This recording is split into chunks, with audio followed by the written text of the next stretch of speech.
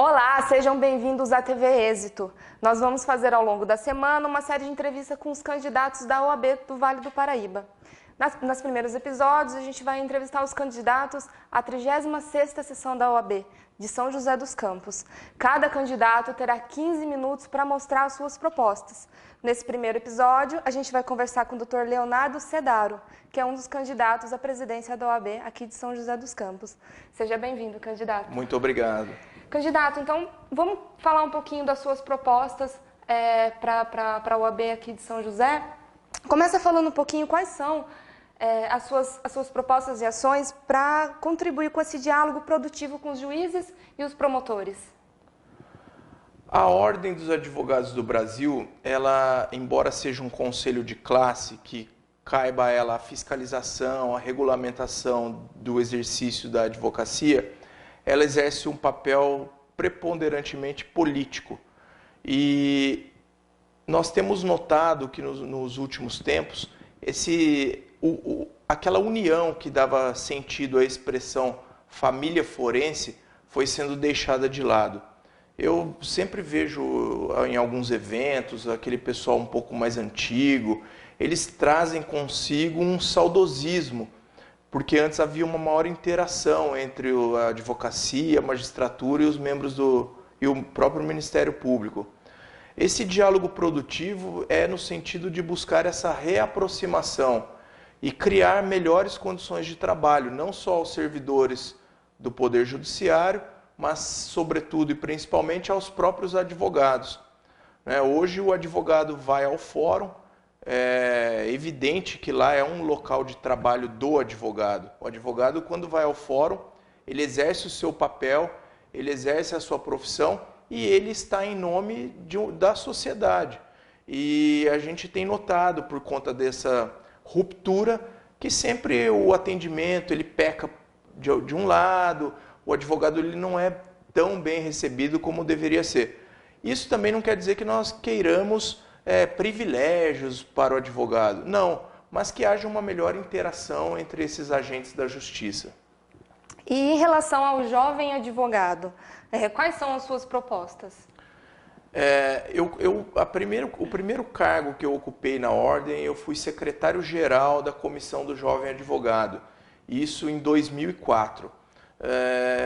E eu notei lá a forma com que eu fui recebido. Não era só uma coisa pro forma, era receber o jovem advogado e também integrá-lo aos demais advogados e até com os outros poderes, até com os outros atores do Poder Judiciário, digamos assim. O jovem advogado ele chega, ele precisa de um porto seguro, ele precisa se sentir verdadeiramente acolhido. Hoje, a Comissão do Jovem Advogado, ela exerce o seu papel, mas eu acho que fica aquém daquilo que os jovens advogados esperam. Num momento passado, era uma proposta da nossa chapa reativar o escritório modelo. Essa proposta deve ter sido muito bem repercutida, tanto que uma chapa adversária, ela reeditou exatamente com as mesmas palavras esse mote anterior. Mas hoje, o que eu posso dizer é que nós estamos mantendo algum diálogo com um banco, uma gerência regional, e nós queremos também levar ao jovem advogado uma linha de crédito com taxa de juro diferenciada, que propicie que ele monte o seu primeiro escritório e os equipamentos. Hoje nós estamos na era digital, então você tem que ter um bom computador, uma boa máquina copiadora, digitalizadora. Então, a gente quer fomentar e dar a primeira oportunidade do jovem advogado montar o seu escritório profissional. Legal. Muitos advogados hoje, eles pedem ações para ampliar o bem-estar dos advogados e também do acesso à cultura. Quais são as suas propostas para atender esses pedidos? Importante dizer também que, representando a Ordem dos Advogados do Brasil, fui conselheiro, fui vice-presidente do Conselho Fiscal da Fundação Cultural Cassiano Ricardo e, num segundo mandato reconduzido, eu ocupei o cargo de presidente do Conselho Fiscal.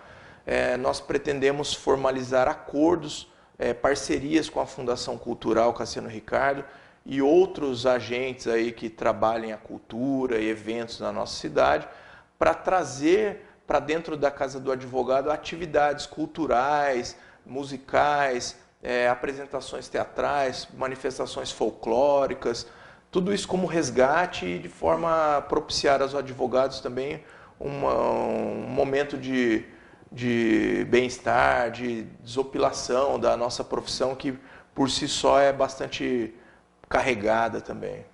Legal. E muito se fala também sobre as necessidades de novos procedimentos de desagravo real. Qual que é a sua proposta em relação a isso? Primeiro dizer que a defesa dos nossos direitos e prerrogativas deve se dar de forma intransigente. Muitas pessoas confundem as prerrogativas profissionais como se fossem favores ao advogado, o que não é verdade. As prerrogativas profissionais elas foram conferidas ao advogado para que melhor pudesse desempenhar o papel de defesa dos direitos e interesses dos nossos clientes. Então, as prerrogativas profissionais têm como alvo, têm como a utilidade final preservar o próprio cidadão.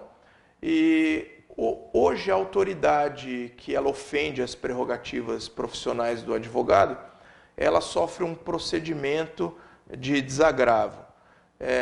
Dada a oportunidade para que essa autoridade se manifeste, faça a sua defesa, exerça o contraditório e ao final é julgado se é caso de concessão de desagravo ou não. Na atualidade o desagravo ele acontece, é um evento entre muros, ele fica restrito à sede da OAB de São José dos Campos ou de qualquer outra cidade. Nós pretendemos ampliar isso, fazer esses eventos em praça pública, nos fóruns, de modo até a constranger essa autoridade coatora. E não parar por aí. Nós pretendemos também oficiar as corregedorias a que essas autoridades sejam vinculadas. Assim, num momento aí, quem sabe, de promoção profissional, ele vai ter na sua ficha esse embaraço, isso cause algum desconforto. Dessa forma, eu acho que a advocacia ela consegue resgatar o respeito que já lhe foi dado em outros tempos. Sobre a Escola Superior de Advocacia, quais são as suas atitudes propostas? É bom dizer também que a sociedade ela se mantém em constante evolução. E a lei sempre vem com um pouco de atraso, tentando chegar a essa evolução da sociedade. Nós acreditamos no papel fundamental da educação continuada. O advogado que fica um dia sem estudar, no dia seguinte ele já é menos advogado do que era. A ESA é uma importante ferramenta de atualização profissional. E nós pretendemos ampliar a atuação da ESA, colocar um curso de pós-graduação itinerante para atender também a cidade de Paraibuna, que Paraibuna também faz parte da 36ª subseção da OAB. Então, a 36ª ela é composta por São José dos Campos e Paraibuna. Então, levar essa pós-graduação itinerante e trabalhar melhor aí a questão do aprimoramento profissional, criar também um meio de comunicação entre a ESA, a Escola Superior de Advocacia, e as comissões de ética e disciplina e de direitos e prerrogativas. Tudo de forma a melhor interagir entre os setores da ordem, ampliar o conhecimento. Hoje também nós temos que levar curso de capacitação sobre o novo Código de Processo Civil, que entra em vigor no mês de março de 2016. O novo Código de Ética e Disciplina da Ordem também. Tudo isso vai ser o papel da Escola Superior de Advocacia, da ESA. Legal. O compromisso com a ética também é um tema frequentemente abordado, então eu gostaria que o senhor falasse um pouquinho sobre isso. Queria dizer que nós, membros da Chapa 2, de pronto, nós nos dispusemos a não ocupar nenhum dos assentos destinados à ordem, onde haja recebimento de algum salário ou de alguma verba, algum auxílio, enfim. A Ordem dos Advogados do Brasil, ela tem como prerrogativa a indicação de advogados para compor alguns conselhos municipais, a Junta Municipal de Recursos, a Junta Administrativa de Recursos de Infrações de Trânsito, a JARI, e isso é mediante o recebimento de valores. Então, nós da diretoria assumimos o compromisso ético de não ocuparmos essas cadeiras e, quando essas vagas surgirem, de disponibilizá-las aos advogados para que aqueles que tenham interesse se manifestem e a ordem aferir ali quem é que preencheria esses requisitos para promover a nomeação a esses cargos. Certo. E o senhor acredita que hoje é suficiente o número de integrantes e comissões na 36ª subseção da OAB? Hoje eu acredito que as comissões aqui da 36ª estejam na casa de 30 comissões, 35 comissões. Para uma subseção de interior, acredito que seja um número suficiente. Acontece que muitas dessas comissões apenas têm o nome, elas não têm uma atuação profícua, ela não desempenha o seu papel institucional ou o papel social. E nós queremos dar maior efetividade a essas comissões temáticas, fazer com que ela preste o serviço não só ao advogado, mas também que venha prestar o serviço à comunidade, representando, dando efetividade ao papel, à função social, né, da Ordem dos Advogados do Brasil. E como que o senhor propõe intensificar os estudos do aprimoramento jurídico? Também por meio da ESA, por meio de cursos, palestras, fazendo parcerias com as instituições aqui que promovem cursos de pós-graduação, tentar buscar algum preço diferenciado para o advogado e levando essa conscientização mesmo, como eu já falei há pouco.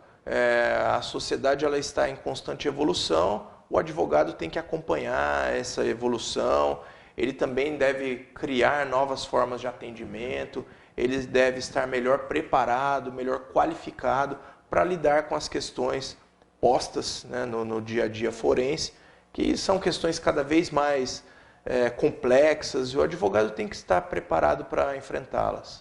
Isso envolve, inclusive, as propostas para os advogados mais antigos, que também precisam... Sem dúvida, os advogados, muitos desses advogados acabaram parando de exercer a profissão em função do processo judicial eletrônico.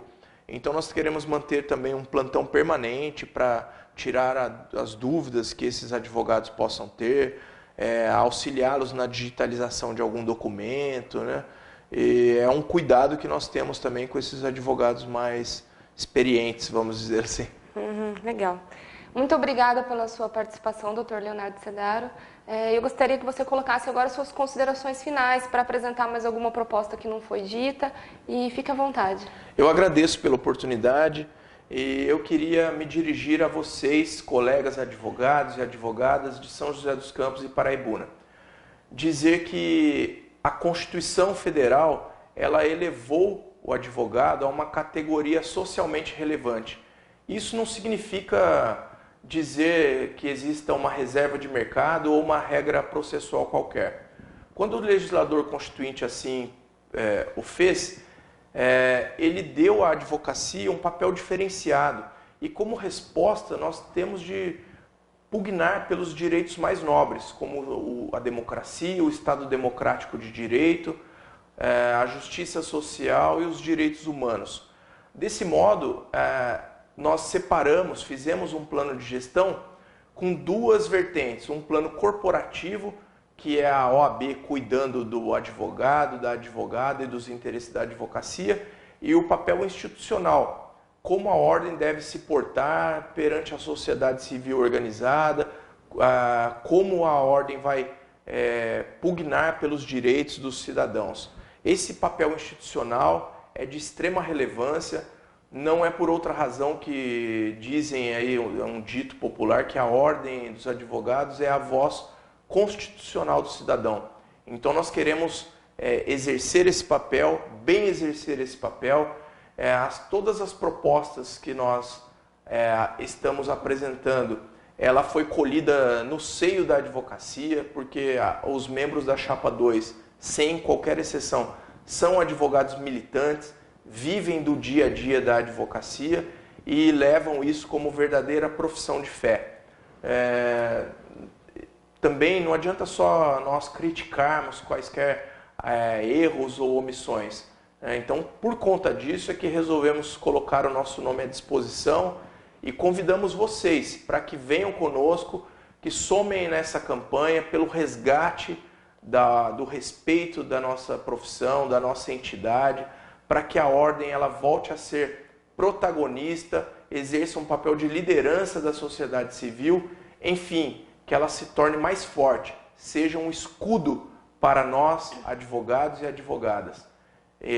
Então, no dia 18 de novembro, eu gostaria de pedir o voto, não só o voto da urna, mas o voto de confiança para que nos próximos 3 anos nós possamos bem desempenhar esse projeto que confeccionamos e que fizemos voltados para os interesses do advogado, da advogada e da advocacia. Muito obrigado. Obrigada a todos e continue acompanhando nossas próximas entrevistas aqui na TV Êxito.